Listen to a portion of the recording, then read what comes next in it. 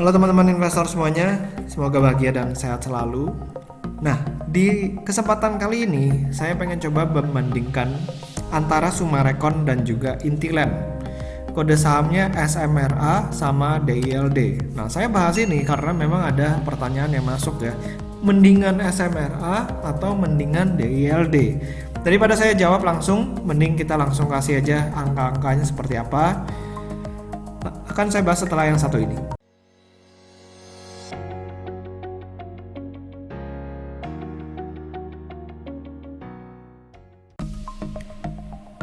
Oke, jadi kita akan mulai aja langsung ya dari yang namanya solvency ratio dulu. Jadi kita pengen tahu mana yang lebih sehat dari sisi neracanya.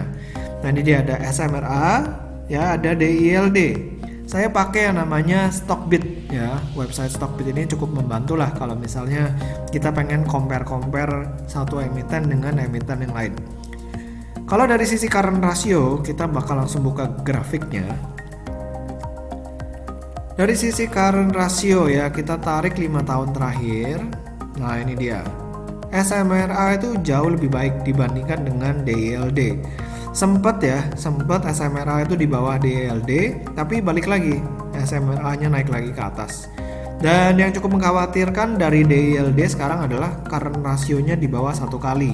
Jadi di kisaran 0,89 kali ya. Jadi ini PR buat DILD supaya naikin current rasionya itu di atas 1 kali lagi. Lalu kalau misalnya kita mau lihat dari sisi debt to equity rasionya atau DER-nya, ini dia ya. DER-nya kita melihat ternyata Sumarecon lebih nggak bagus karena punya DER di atas 1 kali. Bahkan kalau misalnya kita lihat dari 5 tahun terakhir, trennya ini cenderung meningkat dari yang mendekati 1 kali, sekarang udah 1,44 kali. Nah, sementara DILD masih cukup sehat ya karena masih di bawah 1 kali, dan ini juga memiliki kecenderungan yang meningkat dari yang mendekati 0,6 sekarang udah 0,94 kali.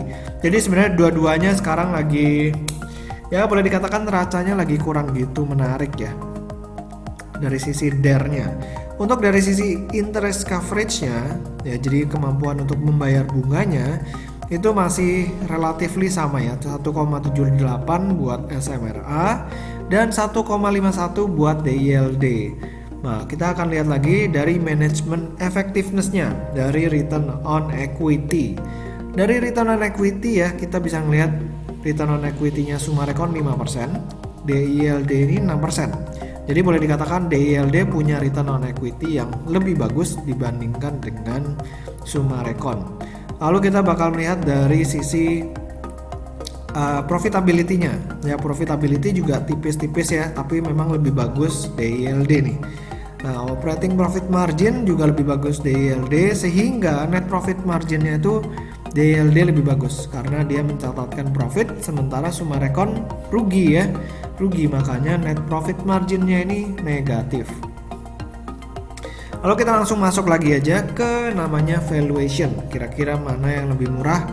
Nah, ini dia, dari current PE ratio ya, TTM itu jauh lebih murah DILD dibandingkan dengan Sumarecon. Jadi Sumarecon ini memang labanya turun drastis ya, sehingga PE ratio-nya juga jadi tinggi banget. Nah, sementara DILD PE ratio-nya cuma 4,69 kali.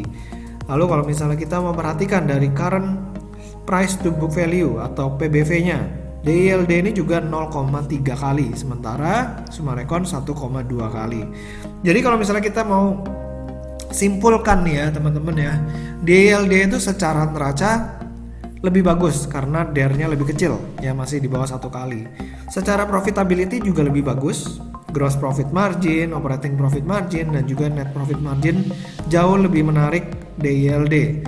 Lalu dari management effectiveness juga DILD lebih baik walaupun beda tipis aja.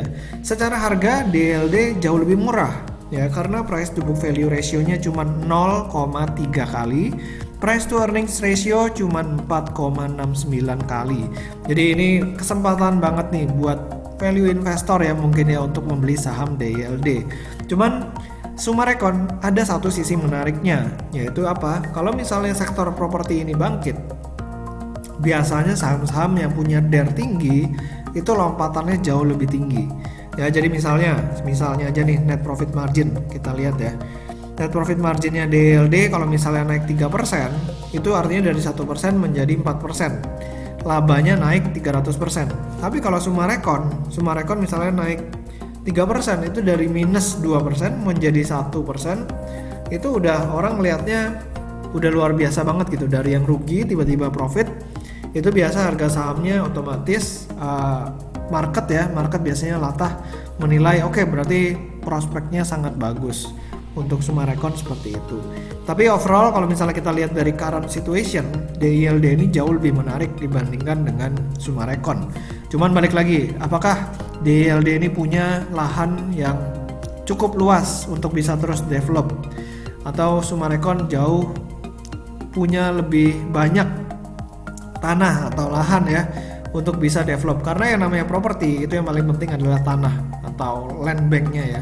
Kalau nggak punya land bank tentu mereka nggak bisa develop properti, nggak bisa jualan. Oke, jadi demikian dari saya perbandingan antara Sumarekon dan juga DILD. Semoga video kali ini bermanfaat. Jangan lupa buat di subscribe dan juga di follow Instagram saya di Pesan Saham. Sampai ketemu di video berikutnya. Selamat berinvestasi.